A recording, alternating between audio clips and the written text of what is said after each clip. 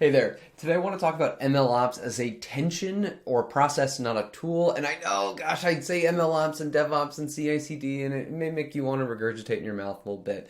It's tough. But really, and I'm coming from as an MLOps vendor, I do have an MLOps tool to sell you. We're just not there yet. So first up, what do I mean by this? Let me tell you a story about why this is meaningful for me. So thinking about, and when we say MLOps, we mean machine learning plus operations, or DevOps, development plus operations.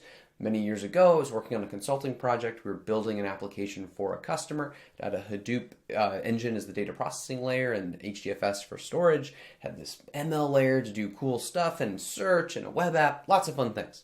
And we were paid to deliver the web application. That was the contract. So on the dev or on the ML side, every new feature we added would check a box on our statement of work or work breakdown schedule. We billed our time, but this was essentially getting us paid. This is how we made money. We needed to ship features. Meanwhile, the customer's parent IT organization, their IT team, was all about stability. Hey, look, there was a big operations center. They want to make sure systems are stable, available for users.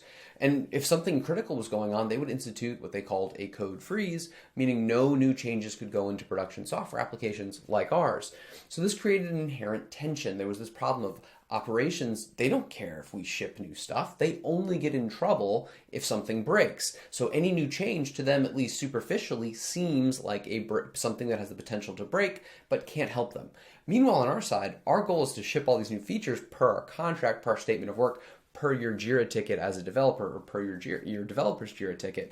It doesn't mean we don't care if it doesn't work or if there are new bugs or operations. Of course we do, but the primary goal is making sure you hit all those features. This is the tension. So you basically have developers or ML engineers or data scientists who want to ship code models. They want to check those boxes, get those Jira tickets done. And then you have an IT or an operations team that's responsible for stability who views anything new as an inherent risk, thus a tension. So somewhere along the way, there'll be tools that will help you with this. We'll say, oh gosh, one of the reasons why your velocity in terms of delivering is not as good as it could be, or you're not able to understand why there are outages, is your ML monitoring solution is built for legacy software, not for ML, and thus you should use our ML monitoring tool. I don't have one of those for you, don't worry, but that you can see where the vendors have started to come in to try to fill gaps.